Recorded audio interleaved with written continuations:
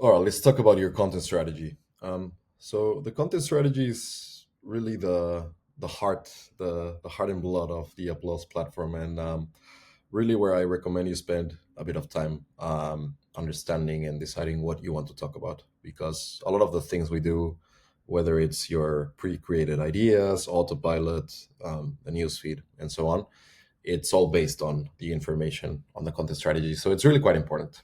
Um, Basically, for the first section, this gives the platform a bit of context. What's your role? What do you do? And a bit of a hint on what you might want to talk about from that point of view. But really, the main section is the three topics, right? We offer a primary topic, which is your main topic of focus, perhaps the industry you work in or the industry your company operates in. You've got a complementary topic. A really popular thing to add here is something around your role or your areas of expertise, whether it's marketing or HR or people management.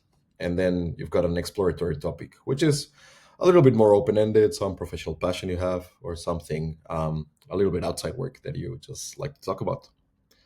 Um, so, adding those three topics is the first part, but then you've got the topic description, which I would argue is even more important. So in the topic description, you want to add more specifics, things that within that main topic you're really interested in, and that add a little bit of color to your strategy, right? So taking my strategy as an example, my complementary topic is digital marketing. In the description, I've gone a bit further and added AI in marketing, TikTok marketing, something I'm quite interested in, and social media marketing tips and innovations. You can really go as deep as you want here. But the idea is providing different clues, trends, and subtopics that you're interested in that will feed into everything we do for you on the Applause platform. So, highly recommend to give this a think and develop a content strategy that you feel really passionate about. Of course, this is all created for you in your onboarding through your LinkedIn profile, but you can always tailor it based on your preferences and what you're really passionate about.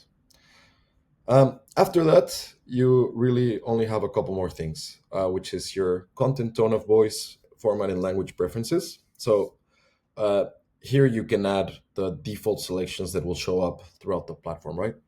You've got a bunch of different content formats to pick from. And really, I suggest you play around with these and find the one that you, or the other ones that you like the most. Um, but basically, each of these will create posts in a totally different format and layout. For example, do's and don'ts will provide some tips on things to do and things to avoid. Tips and strategies will give you some specific tips, strategies, and recommendations. Quote and react will come up with a famous quote and then develop a post based on that quote, and so on.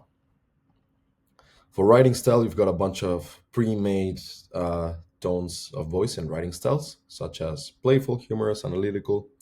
But you also have a custom option, which I'll talk about in a second. Languages, you can pick what language your content is in. We've got all these options. If you have any more, feel free to reach out and request it. And then post length, you can move this slide bar to select how long you want your content to be. Um, my personal recommendation is to aim for somewhere in the middle. 7 or 8 sentences is usually a good length. Now, custom writing style. What we do here is we give you the option to give us examples of a writing style that sounds like you or someone that you want to kind of write like.